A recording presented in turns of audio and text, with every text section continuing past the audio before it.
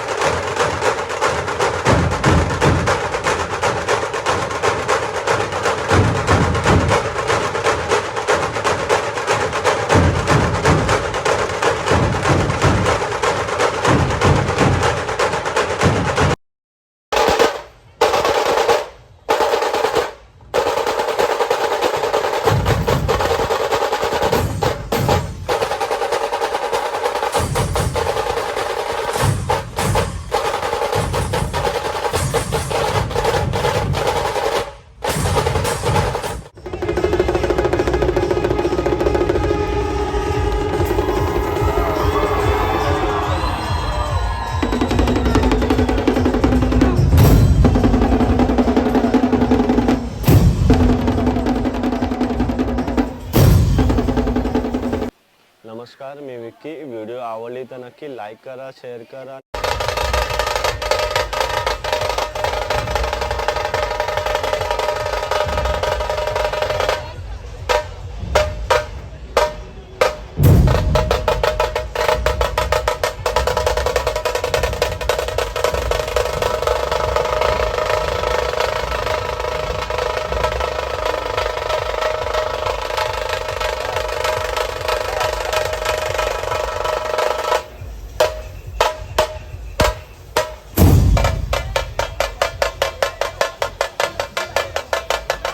शेवटी आपल्या वादळाची वेळ अर्धा तास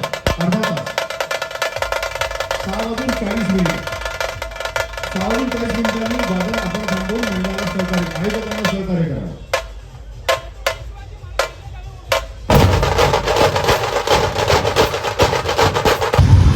గత 20 సంవత్సరాలుగా ఆ అమ్మవారి యొక్క కృపా కటాక్షలతో ఆ అమ్మవారి యొక్క దయతో ఎక్కడ కూడా ఎలాంటి ఆటంకాలు లేకుండా 20 సంవత్సరాలు దిగ్విజయంగా శరన్నవరోత్సవాలు నిర్వహించి తద్వారా ఇసామయ్య బజార్కి కోటి హైదరాబాద్ నగరానికి జాతీయ స్థాయిలో ఒక వన్నెని ఒక పెద్దటువంటి గౌరవ ముఖ్యులు నిర్వాహకులు గులాబ్ సీన్ గారు గర్వపడుతున్నాం।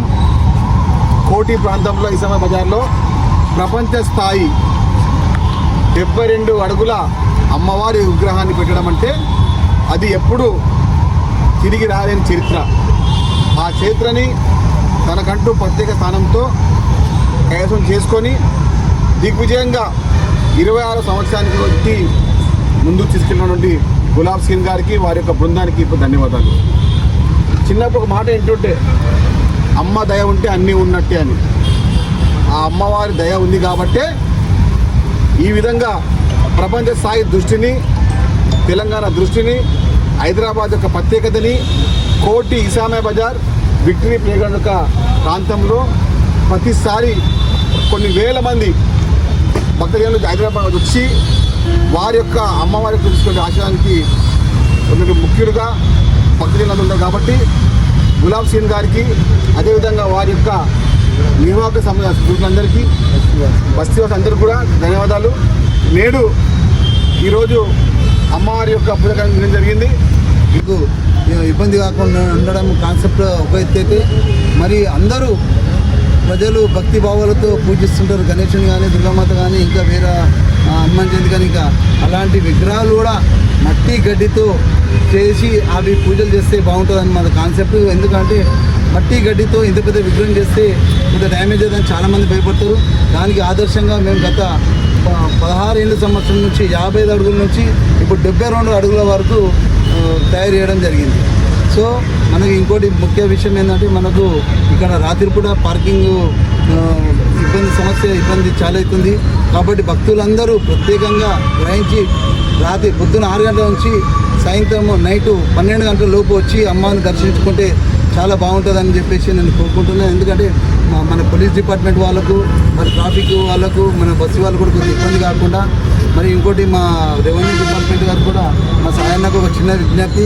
ఇక్కడ హైదరాబాద్ ఇక్కడ ట్రావెల్స్ అవి అని చెప్పేసి కొద్దిగా పెద్ద గవర్నమెంట్ది ప్లేస్ ఉంది. మొన్న హైదరాబాద్ మొత్తం క్లీన్ చేసి దాదాపు ఎకరం పైన ఉంటుంది. అక్కడ ప్రత్యేకంగా ఈ అమ్మవారి దగ్గరికి రోజుకు కొన్ని వేల సంఖ్యలో వస్తున్నారు. కాబట్టి వాళ్ళకు డిపార్ట్మెంట్తో మాట్లాడి ఆ పార్కింగ్ ఇప్పిస్తే సమస్య అనేది చాలా ఫ్రీ అవుతుంది. మనకు 22వ తారీఖు నుంచి నవరాత్రి మొదలవుతుంది. సో మనకు నిమజ్జనం వచ్చేసి 4th.